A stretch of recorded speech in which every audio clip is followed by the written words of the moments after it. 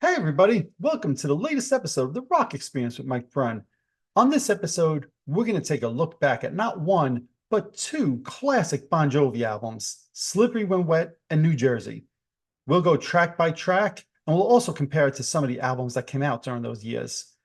Lots to cover in this episode. I think you guys are going to really enjoy this. So let's jump in and let's get started.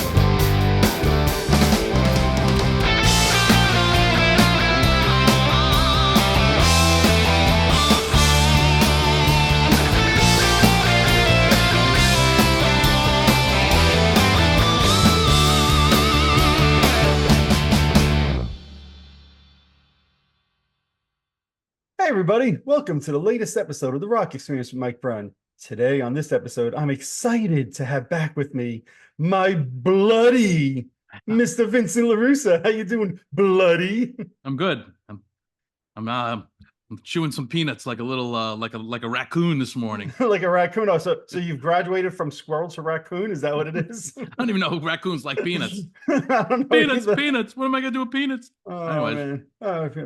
it gives me the energy to start. And that's what we need. You know, a lot of times when we do these, you're not full of enough energy. There we go. We got the Kirkland drinks. You don't have enough energy usually when we do these. So I'm glad to see that you're, getting the energy and boosting yourself up for this.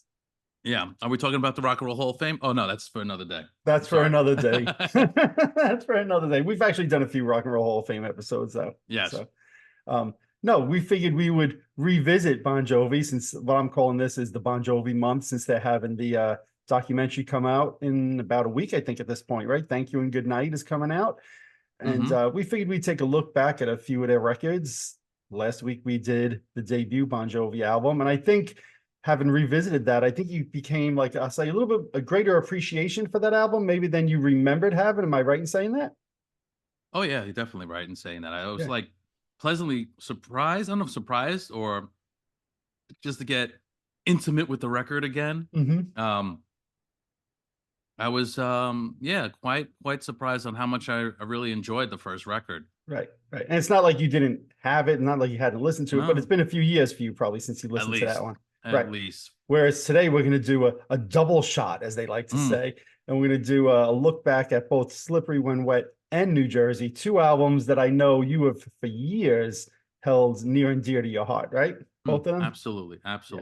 And in fact, you've said on the show before, and you said on the last episode, that John and Bon Jovi, specifically the band, has influenced your songwriting and all of that. And I have to imagine that these two albums were a big influence on you then.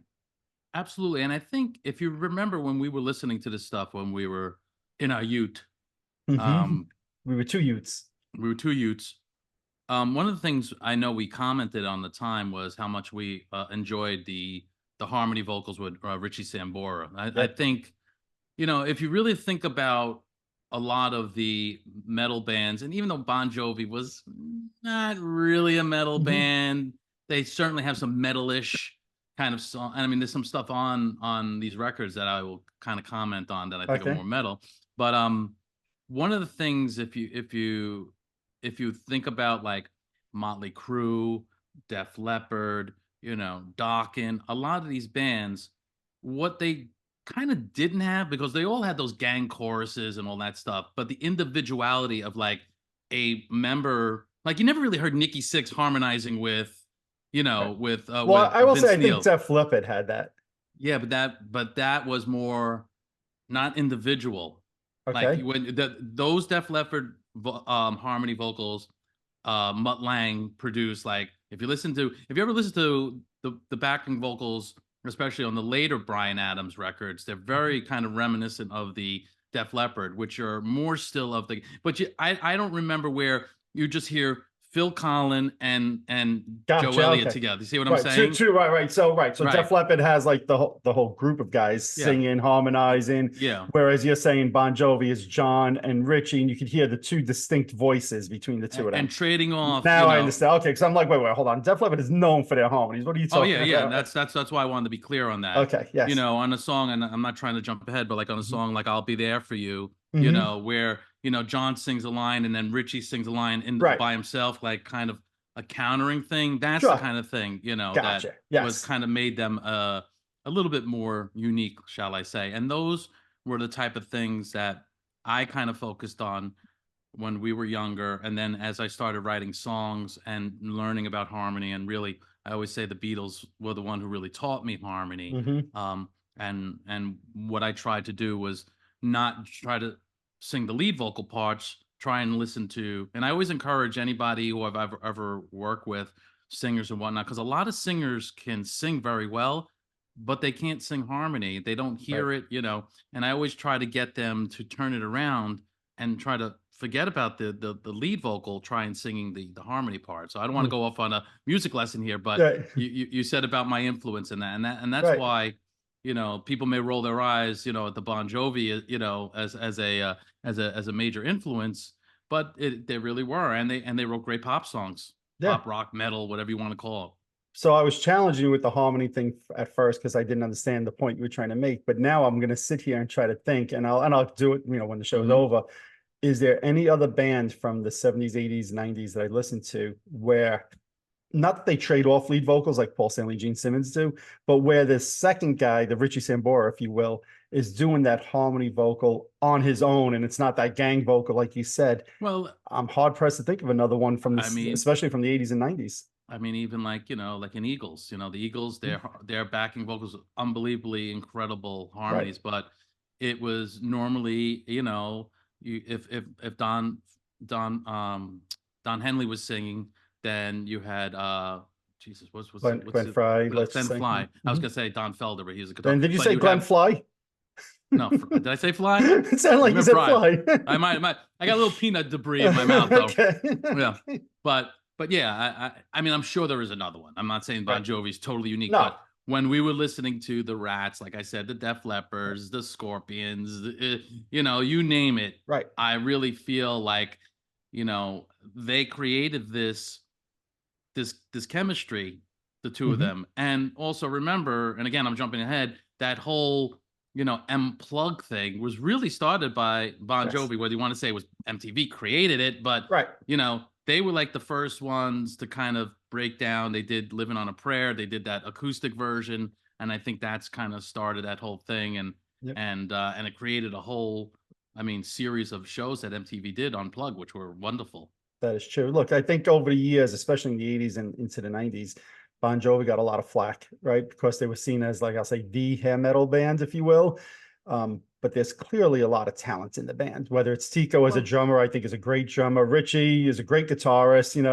There's a lot of talent in this band. well, and also let's not forget, and I don't remember specifically. I know specifically Metallica had a thing like with Winger and stuff like that, and they Right. made fun of them. But I think the Bon Jovi's and the Wingers were easy because they were the pretty boys, and Right. they played this polished music. But you know that's, I think, why Bon Jovi kind of was like kind of made fun of. Sure. Um, and I remember even myself back in the day having a Bon Jovi T-shirt, and kind of got some abuse about that. Hmm. You know, Absolutely. because I wasn't Absolutely. wearing a Metallica shirt or whatever. Right. But Yep. it is what it is. It I is. was, so. It is. Well, one of the things I always like to do when we do these look back episodes, and again, we're doing two, but Slippery When Wet came out in 1986. And I went back and I looked at the different records that came out in 1986. And I have to say this, I think that year might have been, for me, for my money, the best year of music ever. I'm just going to rattle off some records and then you could comment afterwards. But listen to this list of records that came out in 1986. Mm-hmm. 5150. Look what the cat. 5150. I said to comment afterwards because look what the cat dragged in. The Ultimate Sin. Final Countdown. Eat 'em and Smile. Night Songs. Master of Puppets. Mechanical Resonance. Peace Cells. Somewhere in Time. Inside the Electric Circus. Turbo. To Hell with the Devil, Dancing Undercover, Rage for Order. I get what all in one Yeah. year? I mean, Yeah. And I you're look just at that. naming really metal records And I just, there. yeah, I didn't even go to the pop side this time because I'm Yeah. like, there's just so many rock or metal, whatever term you want to use. There's just so many rock albums that came out that year that were staples, I think, in all of our collections, right? And I see you typing, so maybe you're looking up the Hmm. pop albums to look right now, but I just looked at that and I'm like, holy crap, what a friggin' amazing list of albums. Like you started with the 5150, right? Van Halen was all the rage that year when Sammy, joined them. David Lee Roth putting out his first solo album. I mean, what a friggin' great year for music that was. I love Oh, the first absolutely. Cinderella album. I love that first Tesla album. Those are albums that still, I'd love to do look backs on those. I mean, those albums, especially the Tesla album, to me really stands the test of time. There was one record that you mentioned there. I wasn't sure what it was. It was kind of midway during the list. Can you just kind of Uh, rattle off a couple of them? Mechanical Resonance, the original No, that's Tesla, I think. Tesla. No, Inside that the wasn't that Electric one. Circus, Wasp. Yeah. Okay, Oh, okay. yeah, That was the right. So one. I Yeah. was a big Yeah. Wasp guy. Mm-hmm. Mm-hmm. So it's just a friggin' great year for music. So then in the middle of all of that, Slippery When Wet Drops. Mm. Yeah. And the But I think first, we go should. ahead. Go ahead. What do you I want? You think we want to should say the rewind a pop little album? bit before that. Okay, go ahead. I would think we should rewind a little bit because we're not discussing this record, but I did do a listen this week and we did Uh-huh. have a kind of pre-discussion, not on this stuff, Uh-huh. but we talked about the 7,800 Fahrenheit Yes. record. So, Mhm. and what I was surprised of was the drop from, because I hadn't remembered, from the first album to the second. I really Yep. feel like the second album, the first half of it, I thought was, really strong. And then the second half was very weak, in my opinion. I think you liked it a little bit more, but Yeah. especially like the last three songs on that record to me were kind of Mhm. forgettable. Yeah. So, Yeah. I mean, And I agree. I think we gotta set up, because we've heard this before, whether it was Heart before they released that record with all, Alone and all those records, Right. that the record company, or Cheap Trick, before they released that record with The Flame. I can't think of the names of the records, but I know Mhm. specifically I've read the stories where the record company's like, you got one last shot here. Right. If you don't put out a hit record, they had not been putting out hit records. And, you know, the second album is a critical record, especially if you have some Sure. success on the first one. But I think even more so the third, it's like baseball, three strikes and you're out, so to Right. speak. Yep. And I think that, I think they realized they had a drop off. And there is the infamous story of that, Bon Jovi was touring with Kiss. I think it was overseas, was it? Yep. Yep. And John Bon Jovi asked Paul Stanley, like, what do we have to do to kind of like to get to the next level? And they said, and Paul said, you got to write with Desmond Child. Yes. Now, Yep. can Paul Stanley take credit for their I'm success? sure he'd Hey, probably try to. yeah, but let's face the fact: if that conversation never took place, Yeah. are they writing "Living on a Prayer"? Are they writing "You Give Love a Bad Name" or Right. whatever? And Right. I mean, Desmond Child would have been Desmond Child, but I certainly think, and correct me if I'm wrong, because you know a lot more than me about the history, because you're memory man, spreadsheet boy. um, Before Desmond wrote with Bon Jovi, yes, he had success with "I Was Made for Loving You," which, come on, that was like 7 years before that. At Right. this point, Yep.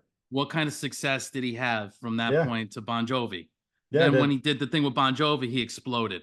Yes. Right? He's writing with Absolutely. Aerosmith. He's writing with Alice Alice Cooper. Cooper. Yep. You name it. Yep. To Ricky Martin. You know what I mean? Right. So Yeah. No, so look, I think definitely, look, there's a reason that Desmond titled his book Living on a Prayer. Right. mhm. Not only because it was such an enormously popular song, but I think it also is the song that catapulted his career into being a lifetime songwriter with all of these artists. So, Yeah. and I'm glad you brought up 7,800 Fahrenheit. And to me, the album was good, but far from great. Like I thought side Mhm. one of that album was pretty solid. A Price of Mhm. Love and Silent Night and Only Lonely, I thought were Mhm. all excellent songs. On the second side, I did like The Hardest Part Is the Night, which I thought Mhm. was good. But it's definitely, to me, there's a drop off to the point that you're Mhm. making, right? And I think that, there's probably, like you said, a little bit of pressure on the band to get a hit record. I wonder if the third album was not a hit record, if they would have been dropped from the label. I've never heard anything that was even suggesting that, but I wonder what would have happened there. We'll never know, obviously, because the furthest thing from it not being a hit is what happened. The album exploded. But I Mhm. also noticed when I first, because I said on the last episode, I was a Bon Jovi fan from day one, right? Right when Runaway was a single, there was no album. And the first thing I remember noticing when I purchased the Slippery When Wet album is that it was the first album that didn't have John on the cover. Mm. You know, the first album it's him and then the band's on the back, right? The second album it's him on the front and a band photo on the back. This one, there's no picture of John. And as I look back on it now, I didn't think this necessarily back then. Is that like a subtle way of saying this is not a solo artist, this is a band, and this is, we're not just going to market the way, I mean, obviously they marketed John big time, but I just wonder if that was like a change in mindset also, that, hey, we're going to market this as a band as opposed to John, the singer. Well, let's not forget that the original cover was of the front of a woman's chest. Yes, That was exactly. banned. So I don't. It's still kind of the same thinking because they didn't put John's chest. Right. They were trying to sell a record based on breasts. Let's face Yes, it, and of course. and a wet T-shirt. But yeah, the back cover of the record, has the band, right? The band. Almost like Yep. in a live situation. I have it like over here somewhere. Yep. But of course, now I got to bring it out. Oh, of course. Yeah, so it has There it is. Yep. yeah. So yeah, it is, and it's almost a little hard to read. I mean, yeah, I guess when you look at it this way, but it's like if you look at it at a certain angle, it's a little hard to read, but also it should be noted that this is when they brought Bruce Fairbairn, into the picture. Lance Yes. Quinn was the producer before this, for 7000. So obviously they and I don't know Bruce's success up until that point.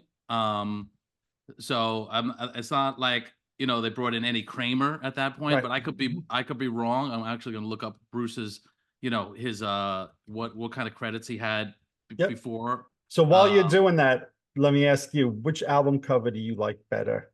Looking at it objectively, not just thinking about a female. Would you rather have had And I actually have that record. I actually have the import or something. Yeah, I do too somewhere. Yeah. But which album cover do you think is better for them? Well, I mean, this is like iconic at this point. You know what I mean? I've seen this cover, and what's better for them? I think the other cover would have sold more records if it didn't have such great songs on it potentially, because people would have seen it. We're like, what the hell is this? Gotta buy this record.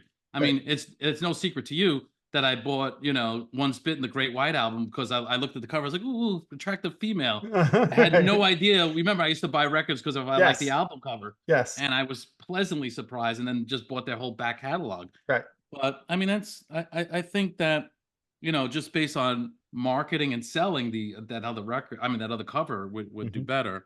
But I always felt something about it looked a little cheesy to me.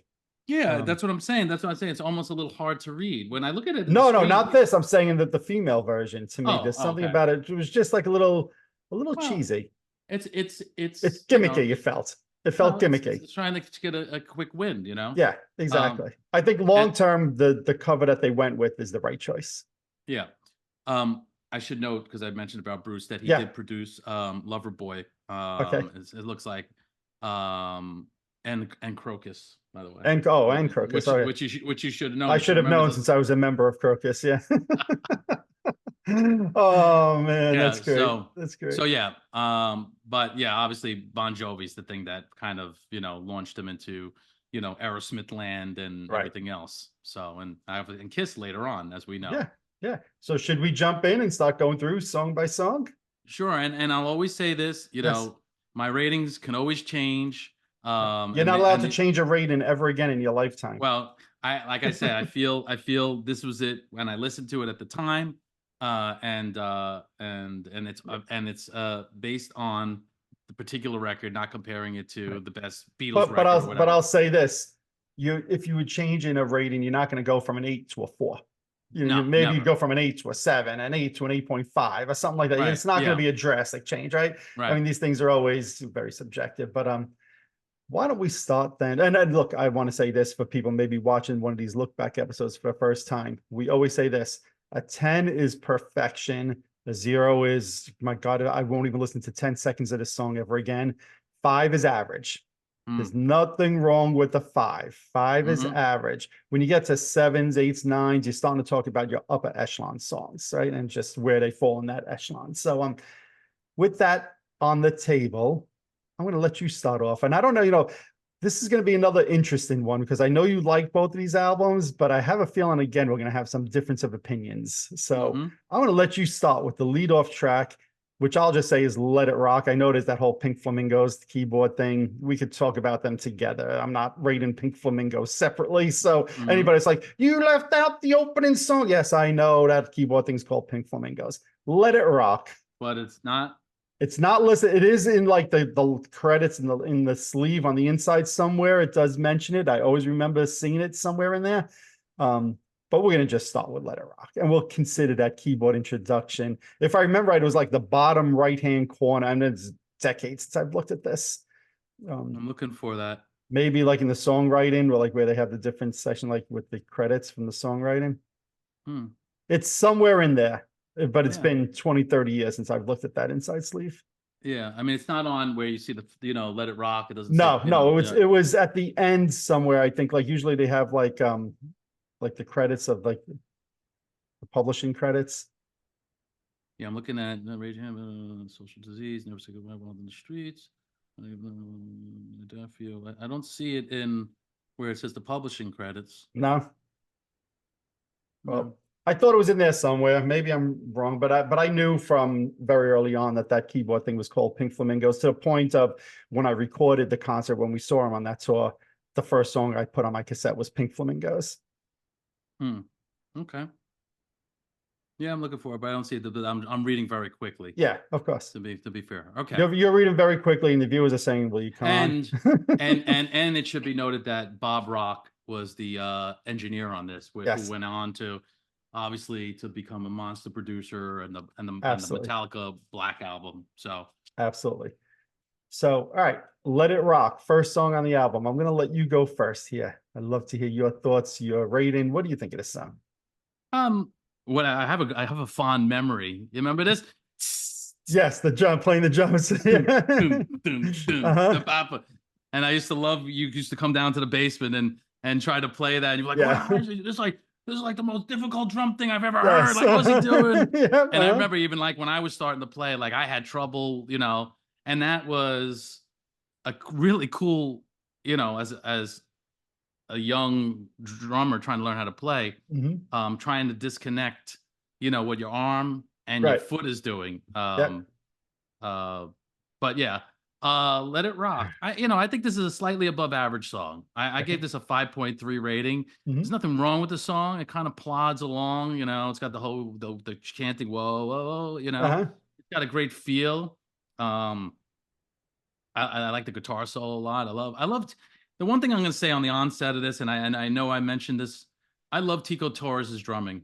Yep. He is an underrated pop drummer, Yep. pop Agreed. rock, whatever. And these two records, I think he really shines. Mhm. There's one drum fill and I'm going to jump ahead. He does at the end of Never Say Goodbye. Uh-huh. Yep. Uh-huh. It's like so like chaotic at the point, and Mhm. you think he's going to go out of time and not come back in on the one, and he does. Uh-huh. It's such an awesome for a ballad drum fill. It's like what like Eric Carr did it, like and I I Still still Love love You you. when Mhm. he started doing it, but it was a little even more chaotic. Yes. But Yes. anyway, Agreed. so that's Agreed. I'm all over the place because I'm excited and I Yeah. Well, I knew you were going to be thoroughly throwed over this. Oh man. So, yeah. look, I agree about that drum intro to the song. This song to me, when I compare this to the rest of this album and their first couple of albums, this is a song I could actually picture being on one of their first two albums. It has like Mm. like that same style, that same feel to me. A Mm-hmm. little plodding. I don't love it as an opening song on the album. Quite honestly, I don't even love the song that much. I mean, the drum beat is cool and all of that, but I actually think I went, believe it or not, slightly below average on this. I gave it a 4.5. Yeah, I think it's still in the right position though. I think Yeah. with the Pink Flamingos thing, and they used to open up the concerts with that, right? Yeah. I think it, because when I just look at the rest of the list of songs, I think it's kind of, I think it's, unless you wanted something like to really like jump out right away. Yeah, yeah. To me, You know, like a song like "Raise Your Hands" might have been better to open the don't album. start reading my mind and saying what I was going to say. That's not Okay. fair. Okay. But How yeah. dare you? So I have to ask you, are you keeping our scores? Yes. Okay, just making sure. Just Although making I did sure. put yours in I didn't think 4.5. you did. That's why I had to ask. I'm like, I didn't see you put that in there. Yes, I am. No, I'm not. Yeah. No, not. Yeah, so yeah, to me, this is a below average song, and kind of piggybacking off what you said with 7800 being a step backwards, maybe slightly from the first album. I remember when I first got this album thinking, all right, this song is nothing to write home about. Good drum beat, but okay song. But Mhm. so that's my thoughts on Let It Rock. All right, You Give Love a Bad Name. Mm. Obviously, huge single, first single off the album, song that we had both heard before we probably got. I know I got the album the day it came out, right? So I had heard You Give Love a Bad Name on the radio before that. I had mentioned on our previous episode that when I first heard this song, Shot Through the Heart, I'm like, oh, wait, they have a song called Shot Through the Heart already. What the hell are they writing a second song called Shot Through the Heart? As we've come to learn, this is actually, we know this is a Desmond Child co-write, but Mhm. this is actually a Bonnie Tyler song that she had, If You Were a Woman and I Was a Man. And they just basically rewrote the lyrics and modified the music slightly. But if you've never heard that Bonnie Tyler song, go back and listen to it. It's the exact same song, just with different lyrics. Um, I think the song is good. I don't think it's friggin' amazing. I go back to their first two albums. I think songs like Only Lonely, um, Price of Love, Love Lies, Burning for Love. I think those are all better songs than this. I'm giving this a 7.5. Yeah. And it's Well, not I'm gonna. because I'm burnt out on it. It's good, but it's not, I've never thought it's been that great. Yeah. Well, this is a tough one, and I'll tell you why. I still think no matter what, this is like it's aged well. I've liked it from day one. I've never gotten tired. I cover it in the band Mhm. currently. I've covered it in other bands. I don't know how you write a better song of this kind. It's got a great chorus. It's got the modulation at the end, which is incredibly. No, no, that's Living on a Prayer. I'm sorry, I'm jumping ahead. No, so scratch that part. Scratch that. And, Edit that out. edit that out. Um, I'm giving the song a 10. I I just, knew you again, would. yeah, it just to me, would you give it a 7.5? 7.5. Yep. Yeah. Um, and you mentioned this thing about this Bonnie Tyler, but the song itself is not credited to anybody but Richie, John, and Desmond. So I'm a little confused with what you're telling me here. Desmond wrote the Bonnie Tyler song. Oh, I see what you're saying. Okay. Which Okay. came out, I think, in 84, 85, if I I got to remember listen to right. this. Yeah. I never knew that. Yeah, you have to go back and I mean it's that that whole riff was used in the Bonnie Tyler song. And they modified it slightly. I think the story is that Richie modified it slightly, but there's absolutely no mistaking it when you go and listen to that Bonnie Tyler song that it's the same I riff. got to listen. I can't wait to listen to this once this is done. I can so I'm I a don't know little how I didn't know disappointed. that. I'm a little disappointed because I've posted that pretty much every year on my Facebook page for the last like 3-4 years. So I'm a little disappointed that you're not following my page a little closer. I usually nap on that day. That's why the whole day. Thanks. I'm Thanks. hanging out with I'm hanging out with Nap King Cole. So Who are not King Kong. yeah. Yeah, so I'm sure you're not alone in not knowing that, but you just go and take a look. If you text me and say there's no comparison, then I'm just gonna delete you off my Well, phone and end the friendship. well, I'm Because even gonna Desmond Child has said that that's where they got it from. so I'm gonna modify this rating and I'll get to it. I'm gonna give this a 9.5. It's still basically almost a 10 Mhm. because I'm just gonna jump ahead. When we go to Living on a Prayer, that song is perfection. And I gotta say, if I just look at the both songs, I just think Living on Prayer is a better song, and just So I didn't want to jump ahead, and I didn't want to cut you off when you're talking about living up. You Give Love a Bad Name. You said, "How do you write a better song than this?" And I wanted to say, "Living on a Prayer," the next one. but I let you yeah. speak and have Well, your piece. because no, thank you. But I mean, look, it has stood the test of time. This You Give Love a Bad Name for sure. But now that I've already put the cat out of the bag with my rating for which should be no surprise to anybody. Yeah, well, again, yeah. So let's talk about Living on a Prayer, right? So it sounds like you're going to say a 10 on this one, right? Yeah, Yeah. absolutely. Yeah. Let's put both of us down for a 10. Yeah. What was interesting is that I heard an interview with John talking about the song, and because they asked him, "Did you know this song was going to be a hit, like when you wrote it?" And he said, "Well, it was kind of like an acoustic thing, a little slow thing." And he goes, he says, "Until I heard Huey McDonald's bass line, Mm-hmm. which is the iconic bass line, Yep. that kind of just was like, whoa, So let's give kudos to Hugh McDonald, Yep. who was not an official member at that time, and who played on pretty much all the Bon Jovi records, right? At Correct. Yep. that point, Mm-hmm. for creating this iconic bass line and just the whole intro with the synthesizer and the cling cling cling. Mm-hmm. Yep. Mm-hmm. I mean, Mm-hmm. just what a great intro, and then the And as talk simple as it box. is, even Tico's when the drums come in, I like Yeah. that too. Just Well, it's perfect in every way to me. The song. and then Richie doing the talk box, Wah, following the wah, bass line, wah. but he's following the bass line, Uh-huh. so, and that kind of brought that back into fashion because Peter Frampton kind of popularized it on his Frampton Comes Alive record. Yep.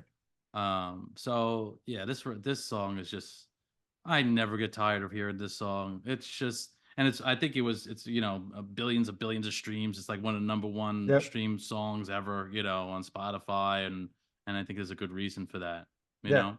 Yeah. Look, when I was giving You Give Love a Bad Name a 7.5, I was like challenging myself. I'm like, are you saying that because you burnt out or do you really feel that way? And when I got to Living on a Prayer, I'm like, oh, there's an easy 10. I don't even have to think about this. I said, no, I'm not Mm, burnt out on You Give Love a Bad Name. I just think that Living on a Prayer is a perfect song. I mean, it's yeah. really, I mean, we all heard the stories that they were talking about it not being on the album. And it blows my mind. I mean, this might be the best Bon Jovi song across all their Well, albums. I think that's one of the things I heard recently because somebody said to him, is it true that this? He goes, well, that's kind of not true, but what had happened is that and like I said, in its original form as an Right. acoustic thing until we heard the bass line and this whole thing, and then heard it as it was produced, then we kind of realized like, no, this is an absolute. Because remember, Bon Jovi would have their friends come and listen Yep. to the record before and pick and whatever. They had this whole thing, Yep. so, which was actually a cool thing. Yeah, no, it was. But I think this is an easy one for us. 10 for both of us, right? Yeah. All right. The next up, Social Disease. I'm going to let you go first. Yeah, it's not a horrible song. It really isn't, but I got to say it's below average. Hmm. And I hear the chorus in my head, not a bad chorus. It's just, and they tried to put some horns in there, which is cool, whatever, Hmm. but song has never really resonated with me. So I'm just going slightly below average with this, with a 4.5 for this one. Yeah, I think we both pretty much agree. This isn't a Murder in High Heels. You know what I mean? It's close to me. I gave Let It Rock a 4.5, so I got to go lower on this one. I'm going to go with a 4, and I could probably go to a 3.5 on this one if I wanted. Mm, This one always stood out to me on the record as like, what the hell is this doing on such a classic album? mm, It's the clunker to me, especially, and I'm going to go off on one of my tangents here for a moment when you had songs in the can like Edge of a Broken Heart. What the hell are you thinking leaving that song, which to me might be one of the best Bon Jovi songs ever? If I don't know if mm, you remember that, we had it as a B-side of one of the yeah. singles. And to this day, in fact, last time I interviewed Desmond, I was like, why didn't I ask him about that song and why it was Mm, left off of Slippery? I think that's one of the top 5 Bon Jovi songs. And you leave that off of Slippery When Wet and you friggin' put Social Disease on there. What yeah. the hell are you thinking? And maybe because stylistically it's a little bit different than anything else on the album. You wanted something different, but a shit sandwich is a shit sandwich. I don't know. Well, I wouldn't call this song as a shit sandwich. There was Uh, far you wanted the best. I mean, there's far worse songs than this song, and Okay, that's fair. And I yeah, think I gave you yeah, one of the best, like a 1 or something like yeah, that. exactly. But this is, like I said, I probably could have gone to a 3.5, and I almost want to. In fact, yeah, put me down for 3.5. I don't like this damn song. This song annoys me. Angry Brunn. Social Disease. This should have been left off. Mm, Even that there was another B-side, Borderline. I don't know if you remember that one also that we had. Even that's a better song than Social Disease. Yeah, crap. mm, mm. I'm not as harsh on this song. There are I songs that I'm way more harsher than this. No, I never liked this song. Still don't. And somehow they even did it in concert once or twice during that time Mm, period, which Hey, more power to them, but Hey, obviously they had a fondness for the song. If they're doing it live, yeah, somebody thought it was good. I guess whatever. I think they did it as an encore once, if I remember right. What the hell? That's Maybe where the they're hell trying it to get goes. people out of the arena earlier. I don't know. But anyway, all A right. little Enough of rough. my social disease rants because Yes. I'm not a fan of that song. Hmm. I'll let you go first before I continue my rant. Wanted Dead or Alive. I feel like I know you're probably regretting having to get to this song because you know I'm going to rant on this one also. I'll let you go Yeah. first, my friends. I mean, I know your opinion on this one already because you've made it clear to me.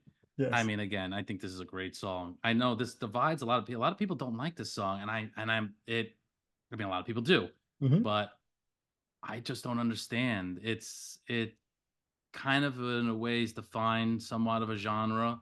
Whole fucking cowboy hat thing. That then Hmm. every band, metal band, started wearing the cowboy. Remember, we used to make fun of that. Yep. The cowboy hat thing. Hmm. Um, I think it's got some cool lyrics in it. It's got that great intro. Um, It's got the yeah, Richie it's got call and Richie. response that you were Yeah, it's talking about. it's it's fucking great. This song, I give this song a solid 9. Solid 9. I knew that. Yeah. I don't know if you remember this when I interviewed Mark Weiss, the photographer, the one who did the album cover with John. He had said that they originally did a photo shoot and the album was going to be called Wanted Dead or Alive. That was the Mm-hmm. initial thought. And then they moved off of that and decided on Slippery When Wet. So this was at one point considered to be the title track, if you will. Mm-hmm. Like you kind of gave the little preview for, I've never loved this song. Even back when we bought the album, I was like, eh, it's not a bad song. It does nothing for. I'm like, John, you're from New Jersey. You don't ride a steel horse and what that freaking cowboy hat. Take that damn cowboy hat off. You're from New Jersey. It Well, just annoyed me always, the whole thing. I'll give it a 5 because it's not horrible, but that's this well, hush. this is for me, it's like it's an average song. If it comes on the radio, I change it. I turn it off. Mm, I won't listen to it, but I can't go lower than a 5 because I'd sound like a dope. This is to Bon Jovi what Cold Gin is to Kiss for me. mm, Just not as mm. boring necessarily, but just yeah. I don't need to hear this song. I didn't need to hear it back then. I wasn't a fan back in 86 and 87, and I'm still not a fan in 2024. Well, maybe it's a stylistic kind of thing. Maybe it's Yeah. just, and as you said, it's the theme. I mean, although Springsteen was singing about things he, quite honestly didn't live, or And I'm not a big Springsteen fan either. and I'm just saying, like Billy Joel's singing about Allentown, and he didn't really live there, and Hmm. like, music is fantasy in a lot of Yes. ways, and you could say I'm a cowboy. I have no problems with with John or whoever wrote the lyric, saying I'm a cowboy on a steel I horse think I the ride. problem, so going back to me as a fan from day one, I saw Bon Jovi in 83, 84, 85 as the Jersey Shore band, right? They did Hmm. the In and Out of Love video, I think was filmed in Seaside Heights, right? Inside 7,800 degrees Fahrenheit. There's pictures of them like on the beach and all of that. That to me, they were that type of band. They weren't a cowboy band. So for me, having been a fan for 2 or 3 years, this song was such a disconnect from who I saw Bon Jovi to be. Doesn't Tesla have a song called "Cowboy of a Modern Day"? What's that song they have? Yes, but I didn't connect Tesla as a beach band, if you will, right? And to me, Bon Jovi was more of a beach Jersey Shore type band. So this, But if I'm going to Tesla debate did you the on this. song, yeah, I know. If Tesla did this This is song, I their wouldn't have third thought twice record. about it. I mean, if this is their third record, stylistically or lyrically, you want to expand out from what you're writing about. Not everything song is going to be singing about a social disease or getting laid or whatever. You know what I mean? Of It's course, like, so it's fantasy there, and I guess it could be debated. Did this get John doing Young Guns and on all of this course other it did, stuff? Because because they wanted this song for the movie, and he said, "No, I'll right. write a new song." Right. And we know even on the next record, there's a song with cowboy in it. So, Yes, you know what I mean? yes, Obviously they stayed with this theme. So yes. I'm staying with my 9.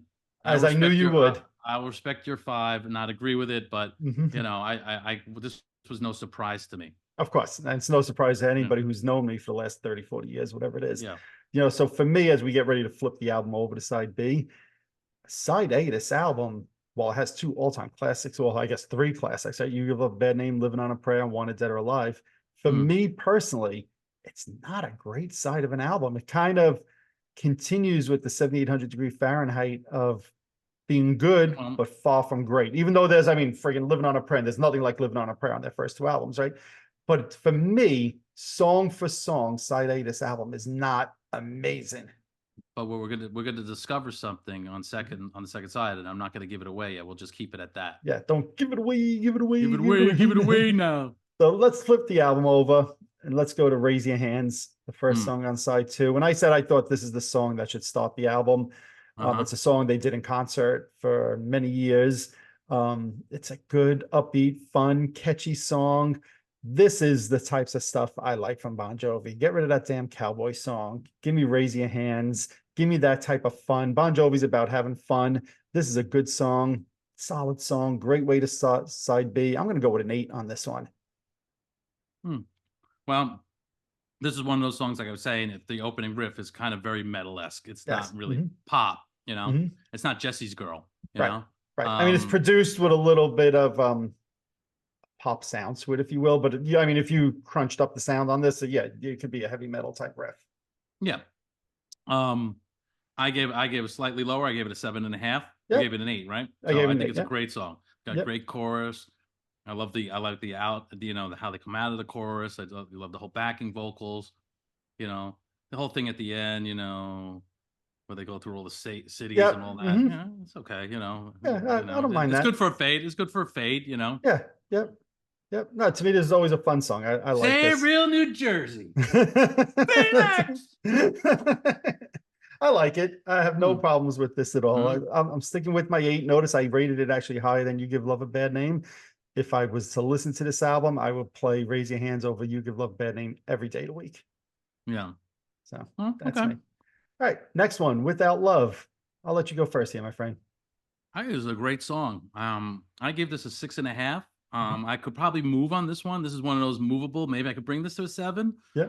I just think it's a really good mid-tempo song. Yeah. I love the pre-chorus. It's a great chorus. The guitar solo and that whole chain. Yeah. Mhm. It's kind of like it's not like a fast metal kind of solo or but then it kind of changes sonically Yep. and then it comes back down. I love the backing vocals on the verses. It's a great song. Like I said, I look at a 6.5. I'm like, yeah, maybe I'm underselling this one a little bit. Mhm. I'm gonna not say a 7. I'm gonna give it a 6.9. 6.9. Yeah, yeah. Okay. All right. Yeah. I agree with what you said. I think this is another really great song. It's catchy. I like the hook. Like you said, it's mid-tempo type thing. This is the one song on the album I'm surprised they didn't release as a single because Mm-hmm. again, it has that radio potential to me. Mm-hmm. And kind of feeding off of the success the album had. I'm surprised they never released this as a single. I'm going to go a little higher than you did. I'm going to go with an 8 on this one also. I think this is a really, really good song. I think this is the song that's probably, for my money, the most underrated on the album that I don't hear Mm-hmm. people talk about, but it's a damn good song. That's a fair comment. Yeah. Yeah. So, all righty. Next up, I Die For You. I'm going to let you go first again. I love this song. It's like Runaway Part 2, first of all, with the Mhm. keyboard. Ding, ding, Yep. ding, ding, ding, ding, ding, ding, ding. That the guitar, do, do, do, Yep. do, do. The feel of the song, the chorus in the song is fucking awesome. Hmm. I love this song. Yep. And I'm giving this a solid 8.5. Nice. Nice. I wasn't sure where you stood on this one. This Yeah, is one that I love as well. yeah. I've gone back and forth in my rating between an 8 and an 8.5 myself. I think you're selling me to go to 8.5. I Mm. this is just another fun song. Mm-hmm. Like you said, it's a little bit of a throwback feel to Runaway, which was only a couple years before this. This is a really good song. I have Mm-hmm. nothing bad to say about this. This is one. If I went to see them in concert tomorrow and they were doing this, I'd be like, "Ooh, yes, yes, yes, I die for you, yay, yay, yay." Yeah. So, Mm-hmm. very good song, very good Yeah. song. Never Say Goodbye. I'm going to let you Wow. go first again. I know sometimes you could be ballad boy and sometimes you're not ballad boy. So I'm Uh-huh. curious where you stand on this. That's why I'm To letting you me, go first. yeah, I mean, this is to me, it's a great ballad. Yep. It's got that iconic, riff or whatever you want to call it in the chorus when he's singing. Mhm. Such a memorable lick. The guitar solo is great in the song. I I think a lot of songs followed this song. I'm not saying it's the first in its kind of style when Yep. a lot of bands, metal bands, were doing ballads. I just, it's a great song. I give it a solid 8. Yeah, yeah. No, look, I agree. Like you said, I'm ballad boy. So I've always been a fan of a lot of the rock ballads from the 80s, and this one's no exception. I think this is Mm. great. I was surprised when we saw them in April of 87 on the Slippery When Wet tour that they did not perform this song. They were still Hmm. doing Silent Night at that time. When we saw them in August at the Garden, they had dropped Silent Night and they did this song, but they Hmm. did it again like they did with Silent Night, like a 14-minute version. I was like, boo, boo, boo, just do the song normal. Yeah. Because I think it's a great song. It's a great song. I went with an 8.2 on this one. And it's got, as I said, that great drum fill that if you Yeah. sing saying goodbye, yeah, yeah, dance. Uh-huh. If you're a drummer, listen to that fill. Towards the end of the song. Agreed. Uh, Agreed. I know exactly what Phil you're talking about. mhm. And I'm not a drummer. I Mm, just play drums on my chest. that's true. You were an innovator. I was an innovator. All right. So then let's go to the last song on the album. And I'm going to let you go first again. Wild in the Streets. I mean, typically when you get to this point of any record, they're like, this is just gonna be a fucking throwaway song, Mhm. But I think this is a solid song. It's almost got, dare I say, and I'm not a huge fan of Springsteen edits, kind of lyrical kind of feel in the Mhm. verses. It's got, a great chorus. I love the solo part, the outro. I just think it's a great album ender, and that's Yeah. really hard to do. I think this is a solid song, and and I kind of alluded to this so far for at least my ratings. Like this second half of this record is to me is like an incredible achievement. Like how, and I was talking about 7,800 Fahrenheit. This is like blows the doors off that record. Yeah. If this was the first side of side one, and those other songs didn't exist, Bad Name, Prayer, this would be a solid first side of any record. I And I think agree. that's really, really hard to do, Yeah. to keep that momentum going for the record. And even Never Say Goodbye is the second to last song, a ballad. Yeah. That's kind of a weird spot for a ballad It is. typically. Mhm. Ballads back in the day were third or fourth usually on a record, Yep. Or the second song on the second side. Right. It was never the Exactly. second to last song usually. Right. Yep. So I gave this song a solid 7.5. Yep. No, I'm glad to hear that you like this one. I wasn't sure where you stood on this one, and you touched on it a little bit, but I love the guitar solo with the keyboard underneath it, and just Mm-hmm. like it's just again, it's just another great fun song that they used to do in concert all the time at this time period. I went with another solid 8 on this one. Mm-hmm. And I'm glad you just touched on what a great side this is, because that's why I said when we were done with side A that for my money, there's a couple of clunkers on side A with Let It Rock and Social Disease. Of course, there's the 3 big, huge hits on that side. But for my money, I like side B of Slippery When Wet better as a whole than Mm-hmm. side A. I mean, they really, to me, side B of this album, they friggin' nailed it. It's just, I mean, every single song I gave an 8 or better, right? So, and Mm-hmm. this is really just friggin' what a great side of an album. I'm hard pressed to think of a side of an album, any band, song for song, that I would say is better. There's some that I'm sure that are as good, Mm-hmm. but god damn, what a friggin' great side of a record. And it's not like it's hit after hit after. I mean, Never Say Goodbye was a hit, but these are, for the most part, album tracks. Mm-hmm. And they're Mm-hmm. freaking great. They're Mm-hmm. freaking good. This whole side, I love this. This side of the album is what makes me love this album far more than side A, which again, I Mm-hmm. gave Living on a Prayer a 10. I'm not minimum, and I know there's the 2 other hits, but this side is what makes this album a classic to me. Yeah, no, it's a fair point. It's a fair point. I mean, yeah, no, there's no living on a prayers on this, and I dare I say, because I have a feeling about You Give Mhm. Love a Bad Name. However, on a whole, the second side is a better from top to bottom than Right. the first. Right. Well, you had started off by talking about 7,800 degrees Fahrenheit and how side B of that album was a big drop down for you. Mm-hmm. If they had an album side for you equivalent to Fahrenheit side B on Slippery, I don't think this album would be considered the classic it is. No, absolutely not. You know, it's that fact that all of these album tracks, which are songs that they would do in concert, Raise Your Hands, Wild in the Streets, I Die for You. I mean, these are just great, and probably for a lot of Bon Jovi fans, these are classic Bon Jovi songs, you know? Mm-hmm. So, And for my money, I like all of those songs better than You Give Love a Bad Name. So Yeah. And what did you give this rating for Wild in the Streets? another 8. I gave it an 8. Another 8. Okay. Yep.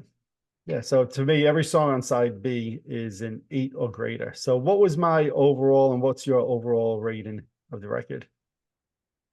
On the average you're talking about? Yeah. Yep. Okay. So I average out as a 7.6. You average at a 7.1. Yeah. Not surprising because I have the 2 songs that I think are below average. And obviously, I think Wanted Dead or Alive is, for me, not a great song and you love it. So that's why Yeah. there's that difference, but not a surprise. And I figured you'd rate this album higher than I do because of my lack of love towards side A, if you will. Hmm. Yeah. So, Yeah, but it's still close. We still gave it a 7 plus. yes, You know, exactly. I gave it more like a 7.5. You gave it more like a 7, a little over Yep. 7 or 7.7. Yeah, Yep. Absolutely. Absolutely. Well, we said we were going to let people get a twofer on this one. So we're going to talk about New Jersey also. And I think to me, the thing to talk about here before we mention the songs and go through them one by one is the pressure the band must have felt to follow up Slippery When Wet. I mean, if you were there in Mhm. 86 and 87, when this album became huge, it took over the world, right? Slippery When Wet Mhm. was everywhere. Whether it was our age people, whether it was our parents, everybody knew who John Bon Jovi was. Everybody knew the hit songs on this record. This record was all over the world. And I can't imagine the pressure of trying to live up to putting out another album after that one. I mean, so many Mm. artists put out a huge album like that and then drop off afterwards. And you were saying Mhm. before how the pressure was on for album number 3 to deliver. And I wonder if there was, I say, equal pressure with album 4. Not that they were going to be dropped from the label, but if they went and put out another Fahrenheit album that didn't do as well, they could have been a one and done type of band. And there's been plenty of those over the Absolutely. years, you know? Absolutely. So, and that's why I Absolutely. mentioned that because it's a different type of pressure, but it was pressure nonetheless, I think, to really say, all right, we're going to be a band that, has a lifetime career doing this. And I think, and we'll go through the songs, but I think they accomplished that with New Jersey because obviously the album was well received. Absolutely. Absolutely. So, as I always like to do, I spoke about the albums that came out in 86. I'm going to just briefly mention the other albums that came out in 88. And I just like to, Mhm. you remember the list I rattled off in 86. And I said I thought that's maybe one of the greatest years ever for music. In 88, listen to some of these albums that came out. OU 812. So Van Halen was right back at it with Bon Jovi as well, right? Lita Ford put out her Leader album. Guns N' Roses Lies came out, right? Open Up and Say Ah. So Poison was on the same cycle. Lap of Luxury, you had mentioned Cheap Trick earlier, right? That's the Lap of Luxury album that had the flame on it. Mhm. Skyscraper from David Lee Roth. Long Cold Winter from Cinderella. And Justice for All from Metallica. Seventh Son of the Seventh Son from Iron Maiden. No Rest for the Wicked, Ozzy. Second Sighting from Ace Frehley. What a shitfest that is. Kingdom Come put out their debut album.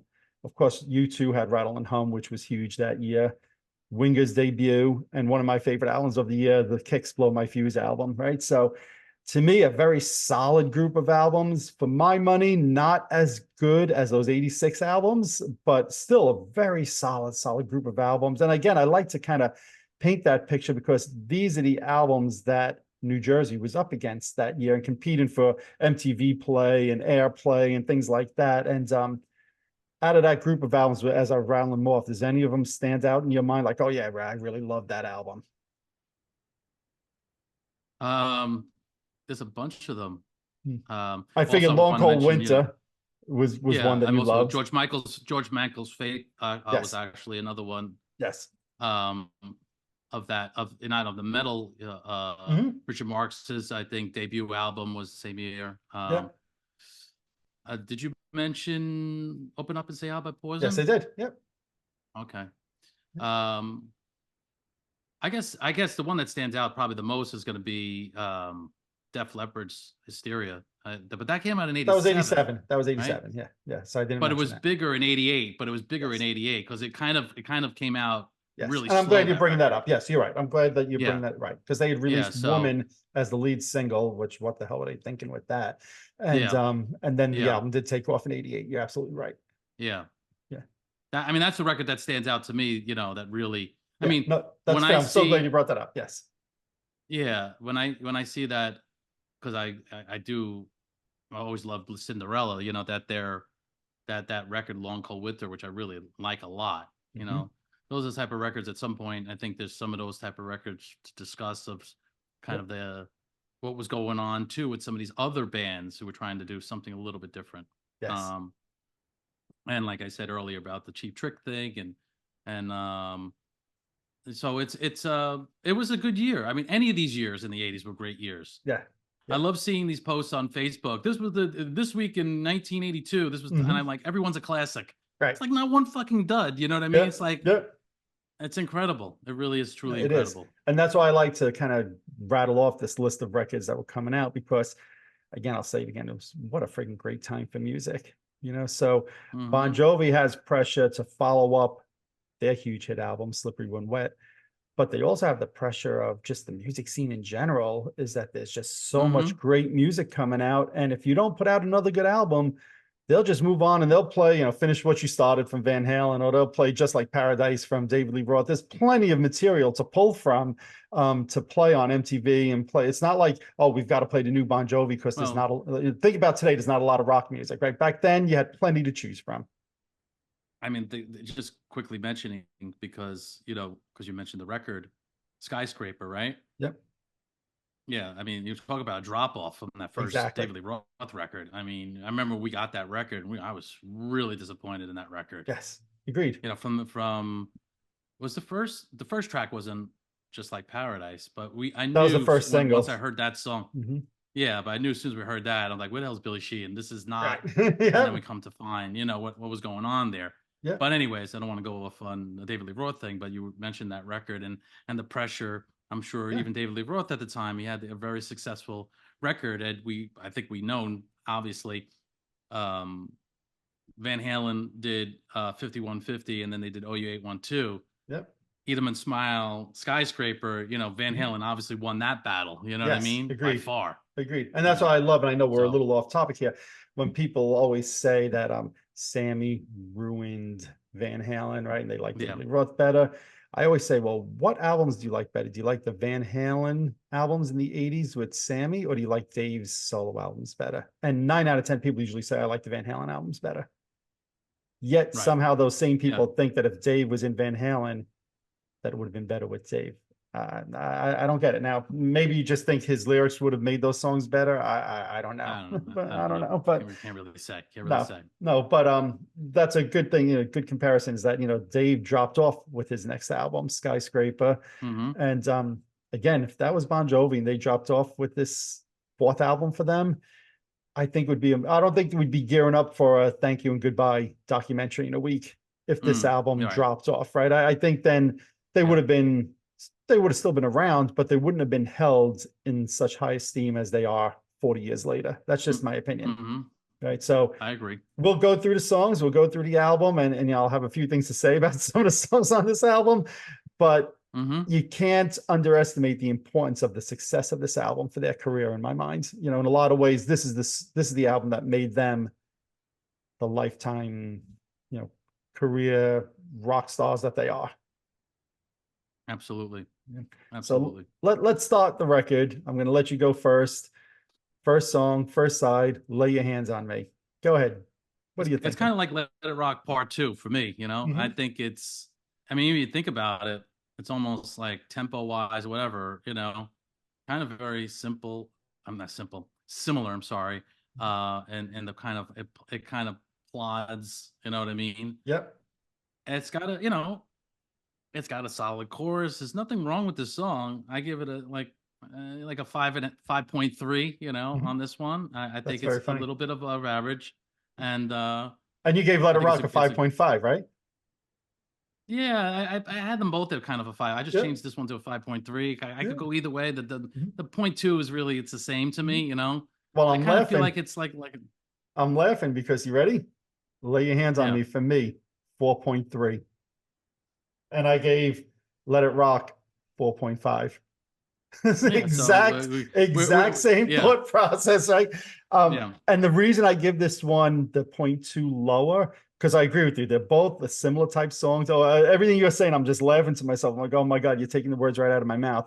I just thought the lyrics for this song was a bit cheesy. And I Hmm. get what they were going after, and the girl's like, ooh, love, love, love. But for me, as a teenage guy at the time, I thought the lyrics were cheesy. As a middle-aged guy now, I still think the lyrics are cheesy. That's why I have to give it a little lower than Let It Rock. But as a Hmm. song itself, they're probably very similar, exactly like you said. But I'll stick with my 4.3. Okay. Yeah. Fair enough. Another disappointing album opener to me from them. But I kind of think it's in the right spot. Probably, yeah. I Yeah. agree.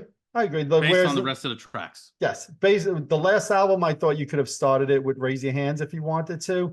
This one, I'm not sure that Hmm. there's another song on the album that I would say I would start the album with instead, even though I think it's a little bit of a clunker. But Hmm. okay. All right. Bad medicine. Well, listen, I gave this song a 2, and the only reason why it's not a Wow, not too. Okay. not even though it's not a 1 is because even though I hate the chorus, I can't deny that it doesn't have a good hook. I Uh-huh. just don't like the lyric. I never liked this song from day Yep. one. Yep. Never liked it. It's not a You Wanted the Best. It's not a Boomerang. You know what I Mhm. mean? And I know we always say we don't cross records, Mhm. but we never give out zeros. You know what I mean? I I'm don't think wondering I. if there's a song that I would give a 0 to. I'm sure there Yeah, is somewhere. yeah. So I give this a 2. Okay, yeah. Look, I think we've both, anybody who watches this show knows that we hold this song up as one of the songs that from that decade we neither one of us like. So it's no surprise. I'm a little surprised you were as low as you were with a 2, but I'm not surprised with the horrible rating. I'm going to go with a 3, which Mm. kind of pretty much says the same things that you are. And this is the lead single off their follow-up album with all the pressure I was just talking about. Clearly they're right and I'm wrong because the song was a huge hit. Man, I can't stand this damn song. Yeah. You know? I mean, this to me, this is like a cherry pie. I never liked that song Yes, either. It's those are the two very songs similar. from this decade. I'm like Cherry Pie and Bad Medicine. If you want to Yeah, say what was wrong with music in the 80s, you play those two songs. yeah, yeah, It's just, yeah, ah, don't like this song. yeah. I agree. So right off the top, you're starting off their follow-up album with two below average songs for me. For you, very below average and just above average. Mm-hmm. Mm-hmm. So let's see if the album takes a turn. Born to Be My Baby. I have a feeling you might turn here. Yeah. Oh, by the way, I want to mention Bad Medicine has been mentioned by several cover bands that I've ever been in, and I always said no. Really, that's so. Yeah, People actually, people who I played with think that's a good song, yeah, and I've been like, no, yeah, no, yeah. I'm It's. not covering I, that. I think when I people don't watch care. this, they're going to say, "How could the two of you guys rate that song so low?" Yeah, Um, but hey, whatever. We'll see. yeah. We'll see what other people say. But What is interesting about that song is it starts off with the chorus, okay, yeah, right? great, I mean, good, interesting. I'm not saying it fine. makes it good, you Three know? 3.01. Okay, I Yeah, changed my rating. yeah, yeah, yeah, yeah. It's whatever. That Mhm. doesn't faze me. Um, you want to go Born to Be My Baby? Absolutely. Go ahead. I give this song a solid 10. I Nice. think Knew this song I knew is you were going to take a turn here. I think this high throwing on this song. Yeah. Great bass line. Used to love the video back in the day of them Yes. in the studio. Uh-huh. They isolated the track, which was kind of cool, even though that wasn't really the recording session. Right. But I just love that whole vibe of that video. Great bass line. It's like, living on a prayer part 2. You know what I Yep. mean? Give again Hugh McDonald. He really, I think, carries, that song. The Yep. bass is such a great song. Yep. I've been No. wanting to cover this song for years. Really. Yeah. And why But I don't you? always because it's always been like kind of a little outvoted, like, and I think we tried it once on one of the bands, and Mhm. people didn't really know it, which I was Really? found hard to Interesting. believe. Huh. I don't know, but Interesting. I think Interesting. more people would want to hear Bad Medicine than this song, unfortunately. Very unfortunately. Yeah, I don't know Yeah. what was what ranked higher single wise, or I could actually look that up very quickly. Let's see, Yeah. Bad Medicine on the Billboard chart went to number 1. So there you go. That says how much we know. That's very And egregious. Born to Be My Baby went to number 3. Now it could be what it was competing against at Of that course. particular time, Of course. Yep. Yeah. but Bad Yeah. Medicine was a number 1 single. Right. And So Bad Medicine's the song that the band still plugs show after show after show for decades after that. Right. So, Right. but yeah, just to go back to Born to Be My Baby for myself, I agree with everything you said. I think this is a friggin' great song. I'm so glad you brought up the video. This was one of my favorite videos at that time.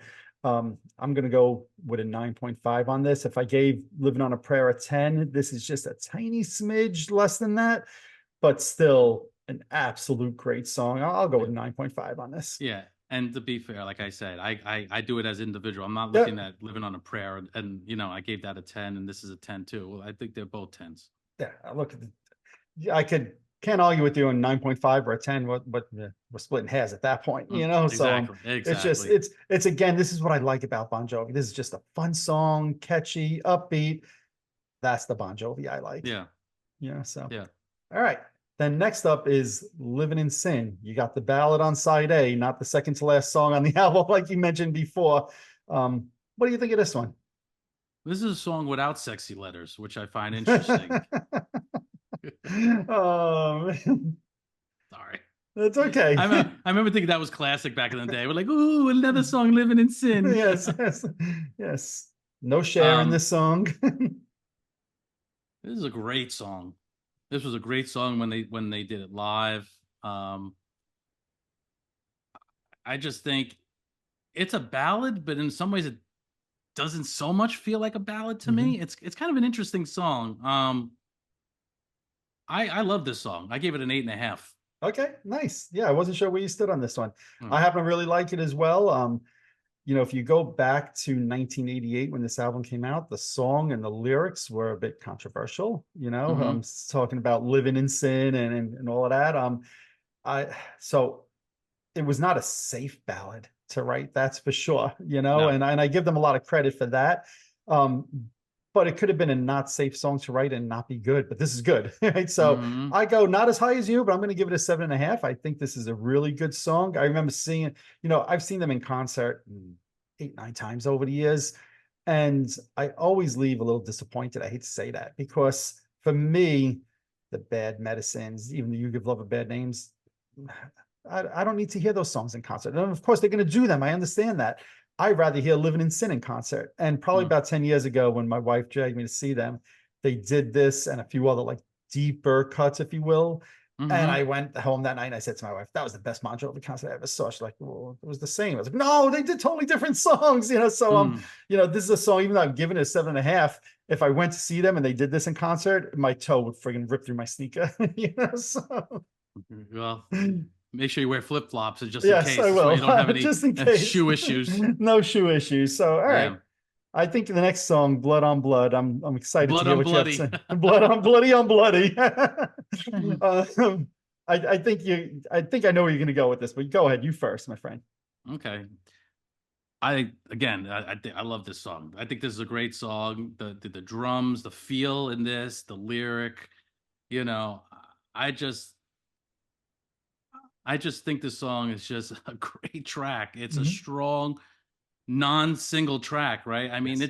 it just this song really shines in my opinion. This is another song like how's this not a fucking hit? Right. How's this song not a fucking hit? I gave this a solid 9, this song. Okay. Yep. Yep. We're thinking alike. I can understand why it's not a hit. I don't know if it has radio mass appeal, but to me, this song summarizes exactly why Richie needs to be in the band. Mhm. It's that whole feel like you were talking earlier, like the two of them, like not trading off lyrics, but like that call and response thing they do. And when I think of Richie and Bon Jovi, this is the first song that comes to mind always, Mm. right? And Mm. that connection between John and Richie. This is just another great song, a fun song. I went with an 8.7 on this one. Okay. Okay. Yep. All righty. Let's flip over the record and let's go to side B. And I'm going to continue to let you go first because I really don't know where you're going with some of these. Mm. Homebound Train. Again, I love this song. I love the drums. Yeah, yeah. But that whole down, down, down, down, down, Mhm. down, down, down, down, down. It's like it's kind of very unexpected. I remember at the time, like as a Bon Jovi, like I said, like this is like metal-esque with a polished sound. I mean, Mhm. just think of the guitar riff and the drums, and again, Tico Torres, again, so underrated Yeah. on this record. You know, he just plays so well. Blood on Blood, even on that, I know we just said it. Mhm. that middle section when it comes down, he's doing that little snare thing, and Yep. and ow, ow, and Richie's doing that like it's, you know, I gave this song as an 8. An 8. Wow. Okay. See, this is why I love doing these episodes because I think the song is good. I love the drums, and I love like you said, it's like a little bit of a left turn compared to some of the Mhm. other stuff. But I never felt like totally grabbed by it. Mm. So I went with a 5, average. Wow. I knew I was going to shock you with that. It's good. It's not far from great to me. It's maybe I go with like a 5.5 musically. It's good. So I'll say I'll go with a 5.25. I'll go in between those two. Okay. It just never grabbed me for some reason, even though musically I love what they did with it. And like I'm glad you mentioned the whole Tico Torres thing, but it just never grabbed me as a song. Interesting. Yeah. So I'll go to 5.25. You up to me a Mm. 0.25, a quarter of a Mm. point. All right. Wild is the wind. I Mm. think I know where you're going to go with this one also. I'm going to continue to let you go first, man, because I don't want to taint you. Oh, this has and always has been my favorite track on the record. Yep, I knew I that. was always confused why the song was not a single. Hmm. This is a 10 to me. I love the song. I've loved it day one when I heard it. I know you knew that even back in the day. Yep. I So I'm letting you love go the song. first. And I said Yeah, I didn't want to taint you. yeah. I mean, this is such a great song. I love this song. So Did I you say I gave, love the song? I think you did. You gave Born to Be My Baby a 10 also. Mm-hmm. So they're both 10s. If you had to listen to one, which would you Wild is the choose? Wind. It's a good song, but come on. What the hell? What did you smoke before you got on here today? I could give you, I could break it down for you. I could Mhm, play the song, and when I could do this and tell mhm, you why I love this song. You know, even the when he goes into the chorus, doom doom doom doom doom, the bass mhm, line, the way I just sonics, the feel of the tune, the vocals of the harmonies of Richie and John singing those mhm. choruses. I just love the song. You know, Okay. and I love Born to Be My Baby. But you say, if I had Mhm. to choose one today, it's Wild as the Wind. In Okay. 1988, it was Wild as the Wind. I know. In Look, I 1995, it was Wild as the Wind. I knew when we did this, and I knew when I was doing my ratings, I was going to hurt your feelings with this one because I knew that this is your favorite song on the So what did album. you give this? So I haven't What said did, yet. that's So I think it's a good song. I don't hold it anywhere near in as much esteem as you do. But it's a good song. It's above average song. I actually gave it a 6.5. It's not quite okay. in that upper echelon songs to me. It's a Mm-hmm. good album track. But I think Living in Sin is better. I think Born to Be My Baby is better. And I think some of the songs that we're going to talk about after this is better as well. So I'll go to 6.5. Okay. All right. The next cowboy song, which is not really a full Well, song.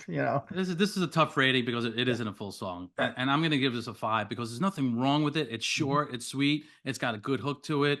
Yeah. It's got that weird, like it's playing through an AM radio kind of Yeah. sound, which I thought was a cool thing to do.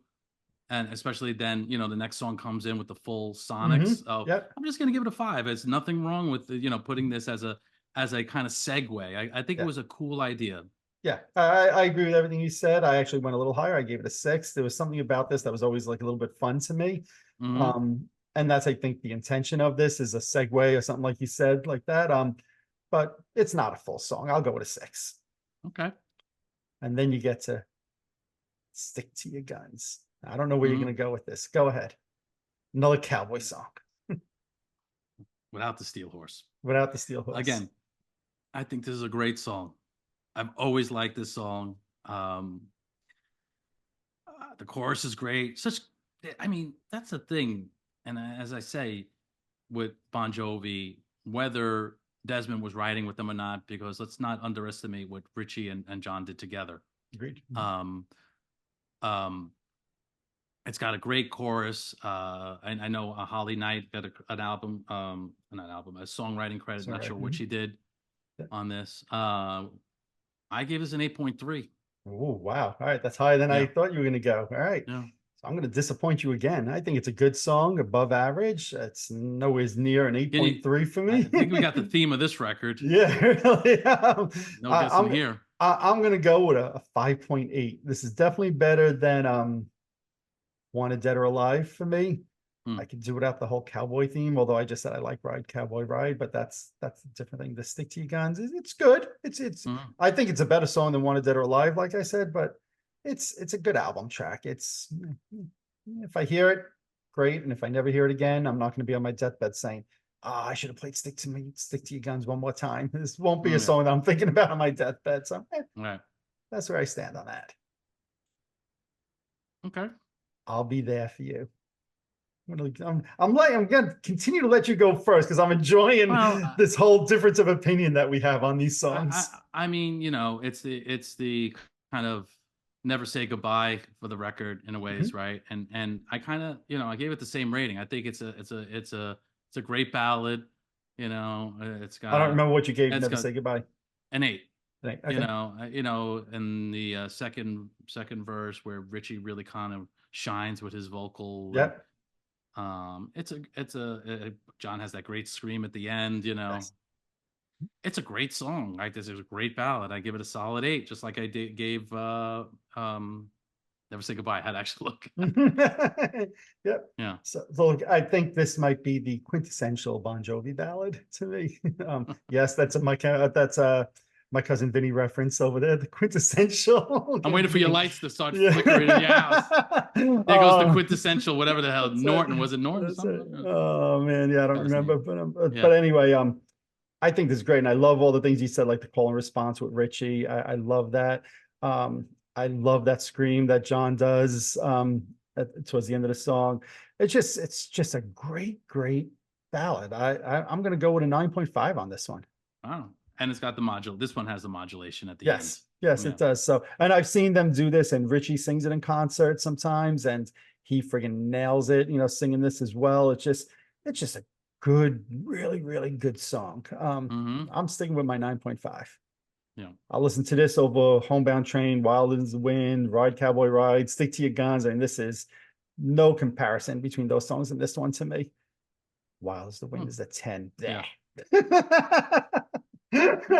Hey, at least I'm consistent. From day one. Yes, absolutely. It's not like all of a sudden I came to this. No, I knew exactly that. I was interested to do this album because I knew, especially side two, we were going to have these difference of opinions. So, and I'll Hmm. be curious to see when people watch and listen, do they agree with me or you? That'll be interesting to see. More likely you. Oh, I don't know about that. I think this Hmm. album is held in high regard. Okay. As So, it should be. yeah. 99 in the Shade. Go ahead, my friend. Again, I think this is a little bit above average, this song. I gave it a 5.5. Okay. It's a good song. Mm-hmm. It's a solid track, in my Mm-hmm. opinion. Okay. So Not here one of we, my favorites on the record, mhm. but it's a solid track. So this is what I love about this record is we both think it's a solid album for totally different reasons. Mm-hmm. So I think this is a really fun song. Another one that I enjoy listening to. I went with a 7.5 on this one. To Okay. me, it's nowhere near as good as I Die For You. Well, I shouldn't say nowhere near as good. It's not as good as I Die For You, but it's supposed to, I think, have like that same type of feel to me. It's maybe I go with a 7.2 because I think I gave I Die For You an 8. I have to be consistent here. 7.2 with 99 in the Shade, but it's a fun song. Again, these are the kind of songs I enjoy from Bon Jovi. That brings us to the last song on the album, Love for Sale. Yeah. Love for Sale. Yeah. I mean, this is interesting once again because Mhm. the kind of track it is. I mean, it's kind of like it's got his blues thing, and if you're not a fan of the blues, then you're not going to like this type of thing being on a Yep. Bon Jovi record. Again, artistically, I love that John and Richie kind of did this, and the feel with the little shaker thing and everything. I think it's a great track, and I think it's a cool closer for the record. It's got Mhm. a great vibe. It's got great vocals. I gave it a 5.3. Okay, yeah. So I agree with everything you just said. And in fact, I went slightly higher than you. I went with a 6. Okay. It's a little bit of a curveball of what you'd expect at the end of the album. But Mm-hmm. that's one of the things I like about this album is I started off by talking about the pressure they were under to follow up Slippery When Wet. And Billy Joel came out. Yes, exactly. But they didn't play, I mean, they played it safe with some of the singles, Born to Be My Baby's clearly a radio type song. But they didn't play it totally safe, whether it was Living in Sin, some of the lyrics that they wrote for that, closing the album with Love for Sale. It wasn't a carbon copy of Slippery When Wet. And that's one of the things I could always say I could respect and appreciate about them, is they didn't, to me, they didn't play it safe on this record. Yes, there's a couple of, radio friendly songs, but Living in Sin as the ballad, one of the two ballads on the album, you weren't sure that you were going to get radio airplay with those kind of lyrics. Yes, I know that they have I'll Be There For You, which was a huge radio song, but I really could appreciate the fact that they kind of, took some chances on this album and still succeeded with it. Absolutely.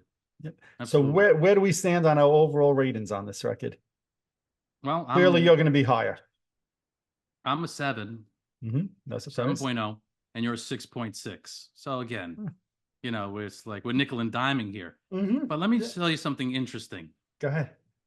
If I turn Bad Medicine into a 6, let's just say,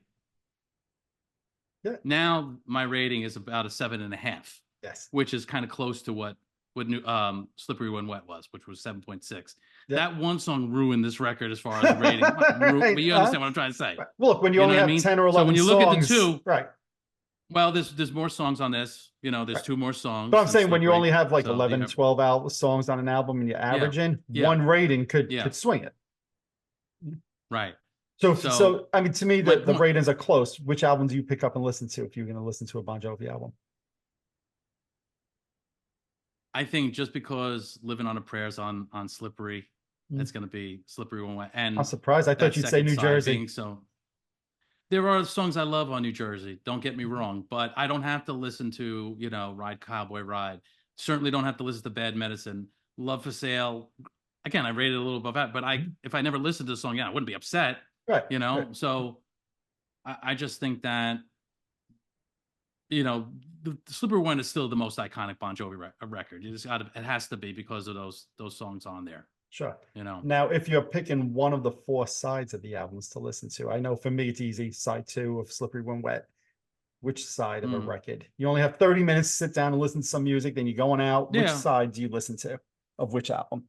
So side 2. Let me just see where does side 2 on Raise Your Hands starts with?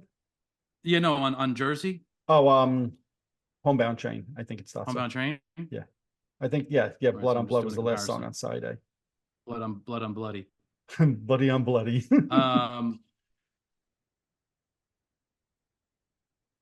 It'd probably be the second side of Slippery When Wet. So we both went with the same. So that's surprising to me because originally we were doing this as a 1 album episode for Slippery. It's more songs on New Jersey. On New Jersey. But right. Originally we were doing a 1 album episode, and you're like, no. If it's talking about Slippery, we got to talk about New Jersey. And I know you've always held that album near and dear. I would have guessed that you would have said New Jersey over Slippery When Wet. So for you, is it just that those songs have the first out Slippery has more iconic songs on it? I mean, and it doesn't have Bad Medicine. Yeah, I mean, Social Disease is like Stairway to Heaven compared to Bad Medicine. It's like, in my opinion. But the trifecta of You Give Love, Bad Man, Living on a Prayer, Wanted, Dead or Alive. It's just, in my opinion. I know you don't hold Wanted and You Give Love a Bad Name. And I thought You Give Love a Bad Name is a good. I gave it a 7.5. I think so. And you knew all of it on guitar. And I knew all of it on guitar, and I still look. I don't want people mistaking this. 7.5 is still, you're entering that upper echelon. I just can't hold it to the regard that others do, calling it a 9 or a 10. For me, it's just not. It's not that type of song, but it's a good song. Yeah. Like I said on the debut album, I'll still take Shot Through the Heart over You Give Love a Bad Name every day of the week. I disagree with you, but that's That's why we have differences of opinion. Agreed. But overall, this album on an overall rating, even with a Bad Medicine, for us still is for me a 7. For you, it's slightly below that. Because we had such differing opinions. I think it looks like we had more differing opinions on this record than we had on the first. Yeah. Although it's kind of always like weird because I'm just looking at the numbers kind of quickly. The numbers are kind of like a lot tighter from the first album. I think side 2 of New Jersey you hold in higher regard than I do. With Homebound Train, Wild as the Winds, Stick to Your Guns. Those songs are okay for me. They're average, slightly above average. Whereas, some of those songs you really think are really good. Yeah. Yeah. But I Yeah. love that side B. Like we love different things about the record. You're like the first Hmm. part of side B, and I'm more of like the second part of side B on New Jersey. Yeah. But Yeah. that's It's cool. That interesting. to me is what makes music great for so many people. Is there's all different opinions, and Hmm. as we always say, there's no right or wrong opinions on this. I will say this: whereas in '86, "Slippery When Wet," with even though there's a bunch of great albums, I could say potentially "Slippery When Wet" is the number one album of that year, right? Hmm. I'm not sure I would say that in '88 with New Jersey. As good of an album as it is, What do you rank higher than it? well, I know you're gonna laugh, but the Kicks Blow My Fuse album will always be better than this album to me. Always. I Mm. think that Kicks album is enormously underrated. Um, what else is there? I'm trying to look at the list again. Long Cold Winter, I would say, is Mm. probably better. I'm sure most people would say probably Injustice for All from Metallica is a better album. Um, the Very Winged, different though. It's really it hard to is, compare it is, Metallica to Bon Jovi. It's it almost is, unfair. It's it it's is. two No, it is. different, you know. I wonder if I looked at Open Up and Say if I would rate that overall as a better album than New Jersey. I don't know. Mm. I don't know. There's a couple of really good songs on that. Fallen Angel, Nothing But a Good Time, Ride the Winds, and those are three excellent songs. Excellent songs. I put up there with anything on the Bon Jovi album. To me, those three songs. So those are some of the albums that kind of come to mind right Mm. away. I didn't love "Oh You Wait 1-2" from Van Halen, so I would say this is probably better than "Oh You Wait 1-2."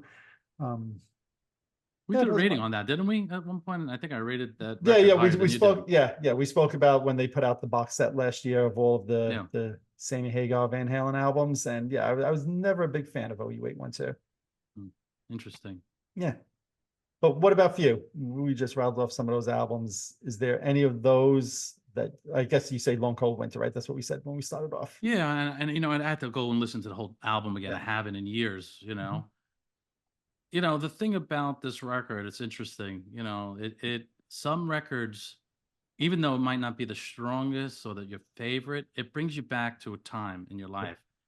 And I remember at that time when this record came out, and I was working on Wall Street, you know, out of high school, and there used to be those, I don't know if they still have them, those like commuter, you know, I would take the express bus, or there was like those commuter, there were buses, but they were like these white vehicles. I don't know what you call them, Okay. you know. Yeah. So they used to come where the express bus come, and they were Okay. basically, it was like a mini bus. Hmm.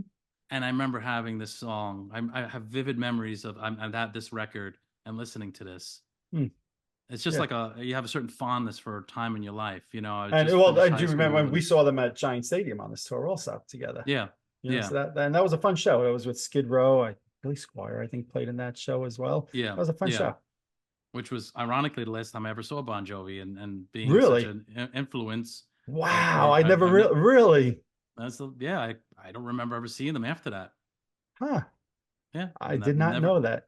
I have not seen them since 1988. Wow. Yeah, Well, if it makes you feel better, I think that was June of '89. was it June of '89? Yeah, I think so. I think that's Wow. when the Okay. Giant Stadium show was. Right. The album came out in Okay. '88, but I think the concert was in That June makes of sense. '89. Yeah. That makes sense. Yeah. Okay. Yeah. So it's a whole year closer to you to where Yeah. we are now. Do you feel Wow. better? Almost the '90s. Yeah. Wow. You could almost say, yeah, I saw Bon Jovi in the '90s. Almost. Yeah. Just missed. Almost. Almost. Almost. Yeah. I thought you told me once before that you did see Bon Jovi in '95. No, that was Van No, Halen. maybe no, maybe it was my brother then. That's Yeah. so No, yeah. I never. When they came out, what was those records after that? These These days, days. yeah. Yeah. Mhm. Nah, I didn't No, see them. I kind of lost interest in Bon Jovi at that interesting. point. Yeah. Interesting. Wow, I never knew this. So if Yeah. John ever gets his voice back, Although I did love, and I listened to it nauseum, that Blaze of Glory soundtrack. yeah, and that was another one. I was like, Yeah, yeah. I mean, at the time, because I was such, you know, a big fan of John's, hmm and I knew that Jeff Beck played on the record and Kenny Aronoff played drums. Like I was already into all that shit. You know what I hmm mean? You yeah. know, For but my money, when John did that and Richie did Stranger in This Town, yeah, I was 100% Richie. I love that Stranger in This Town album. I think that's, I'll say, almost as good as anything that they did in Bon Jovi. That's a freaking great album, and far, far, far superior than the Young Gun soundtrack to me. you know. Well, you know what it is. the difference between John and Richie, and I know you've told me you think that Richie has a better singing voice. Mhm. You know, Richie's got us kind of a soulful thing that John doesn't have. Yeah. You know, even in myself, you know, I don't really have that soulful. I mean, I'm just being critical on myself. Mhm. I am. I have been told in the past, oh, you sound like Bon Jovi. Your vocals sound like Bon Jovi. Mhm. Richie could sell a blues record, and that's Yes. why that he's done a lot of blues stuff where John doesn't really have that kind of vibe, in my opinion. Yep. Agreed. And 100% agreed. I remember at that time in the early '90s, my good friend Robert Lyota, who you know, Yep. he was like, "You got to listen to this Richie Sambora record," and I didn't really know of it. He's like, "This," and I Mhm. was like, "Really? This is good?" I didn't even know. Like, I don't know what I was listening to. Who the hell knows? He's Mhm. like, "Oh, it's a blues. It's got a really soulful sound." And then, and more recently, you had mentioned him and one of his other records that I Yep. listened to, which was late '90s, and they were, and he's, yeah, you're right. I mean, Mhm. he's got a great, and when he's done the Bon Jovi songs himself, he does a Yeah. great He job. does a And great as a job on it. pure singer I can't really argue Mhm. that. But John is the iconic voice on Yes. those songs, so it's really hard. It's like that Yes. weird thing, you know. Oh, absolutely. And So I, as much as I think Richie's a better pure singer than John, that's not taking away anything from John, no, who right, friggin' was an incredible front man for the bands and the yeah, perfect personality. I mean, sometimes it's not just the voice, and John certainly is a good enough singer, that's for damn sure. But it's the whole package, and John brought that whole package to the band. you see, I feel, and you're probably going to disagree with maybe one of the singers. I think John Bon Jovi is a better singer than Janie Lane and Brett Michaels and Vince Neil. You know, So I'll give you Vince Neil for sure. Um, Probably better than Brett Michaels. Definitely not better than Janie Lane. yeah. See, I knew And that's where that's you would go not with that. that's not to say whose music I like better, but I've seen, and I don't know if you've seen these videos, I've seen Janie Lane filling in as the lead singer for Great White Yeah. and singing some of those songs, House of Broken Love and Save Your Love. And I was like, Well, and then maybe that's when I that's was what I like, did. wow, he could really sing. I'm going on Warrant's work, so that's, Right. let me be fair. You know, Right. And look, I you know, just finished saying I think Cherry Pie is one of the worst songs I've ever heard. So yeah, if you're yeah. going off of that, you're not understanding who Jamie Lane was as a writer and a singer. But they, I think he's a much better singer than people realize. I'm not saying he's friggin' Robert Plant or anything like that, Who, but John Bon Jovi? no, Jamie Lane. Okay, yeah, But I think Jamie Lane's a better singer than John Bon Jovi. Better mm, singer. yeah, Make sure I say that clear. Singer. That doesn't mean performer. That doesn't mean songs. Just a better singer. Yeah, mm. but just my opinion. So last question for you, and then we'll wrap this up. So if John gets his voice back, and who knows if that's ever going to happen, right? He's had surgery. Do you have any interest in seeing Bon Jovi again, or do you feel like, hey, I saw them in their heyday, I'm good? I think if Richie comes back, I don't really still don't really have interest in seeing him without that combo. To Yep. me, it's not really Bon Jovi and Phil X or whoever plays guitar, Mhm. a great guitar player. Yeah. But that's like that was a magical, you know, combination. And you know, I did once say I would never see the Who without John Entwistle, and I did. But that was because more, all right, I'm older now. Right. This is these are my heroes, you know what I mean? One of my top favorite bands. I'd like to at least see them before I can't see this again, Yep. even if it's going to make you miserable. Um, so, um, but yeah, I mean, I just really, if John had his voice back, I don't want to hear him in the state that he has been the last how many years. and I give him a ton of credit, and that's why I'm really looking forward to this documentary. Yeah, We'll talk about it more. I give him a ton of credit for saying if I can't do it at the level I'm used to, I'm out. yeah. I can't think of any other artists that have done that before. Now he's in a financial position that he could afford to do that, obviously. But a lot of these people, it's just in their blood. They feel like they have to keep going. I give him a ton of credit for saying, hey, if that's who I am now, I'm out. I'll continue to record in the studio because we Hmm. could do things in the studio, but live, I'm not doing that to people. I give him a ton of credit for that. Yeah. Although I think he should have realized that before he said it now, because I think I saw an interview where his wife was the one who had to kind of make him realize, Yep. like, and he said, "Oh, I didn't realize," and I'm like, man, did you feel it? Did you hear it? Right. But Look, I'm not a singer, obviously, and you do sing in bands. I don't know if it's just that adrenaline takes over and you got the crowd and you're not totally hearing yourself as much. I I don't know just, how he couldn't have heard it, but okay. I just remember when I saw the Rock and Roll Hall of Fame and he sounded like a polluted Muppet. I was like, what the fuck is this? What is this? I was stunned. I was like, oh my God, and I mean, it was nice that Richie was there, and it's awesome that they were able to do that. And I do think, though, honestly, because every interview I've seen with John recently, he still says they still loves Richie, and there's, and he had to leave because of personal things, and he kind of left him in the lurch, so to speak. But it doesn't really seem like there's bad blood there. And no, in fact, I thought I saw something that they watched the first few parts of the documentary together recently, like in the last 6-9 months. So, the documentary is a week from now. And we'll do an episode on that once. And I did find out for sure, Bloody, that all 4 episodes drop at the same time. Okay. So just so you know, so we'll do an episode on that, and I'm really excited. And that's what kind of led us to do these look back at Bon Jovi albums, because I think that documentary will be spoken about quite a bit. And I'm really excited to see what they each have to say about, what it was like during that time, and Richie leaving and John's voice losing. So I'm really curious to watch this. Do you remember the documentary they had for the New Jersey album about, them touring and all that? Yeah. Yep. I haven't watched that in decades, but I do. I haven't either, but that was a good insight at that time. Yeah. I'll have to go back and find that. That tour was fucking, how long did they tour for? Like 2.5 years or something? It was like crazy. Yes. Yeah. Crazy tour. Yeah. Which is why the band almost broke up at that time. I mean, they were friggin' on top of each other for years. That's not healthy in any situation. No, definitely not. Definitely not. So, well, I think that's a wrap for this one. I'm curious to see what people think. New Jersey, Slippery When Wet. Which albums do you like better? Which side of those albums do you think is the best? Of course, we'd love to see your ratings as well on the different songs, and feel free to give us your ratings on both of those. But even more so, I'm kind of curious just to see which albums do people hold in higher regard. So lots and lots that we covered in this episode, Bloody. I'm glad that you said we should do a twofer. We've never done that before. This was fun, and I look forward to the documentary and us talking about it in a few days.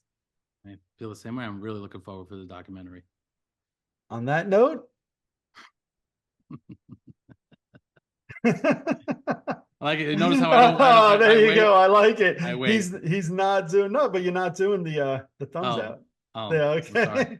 I gotta invent a new one that'll really like mess you up. I have a problem with my hands. I can't do that Star Trek thing. Oh, you can't do? No. Yeah, I'm spastic with that. Can you do that one with the pinky?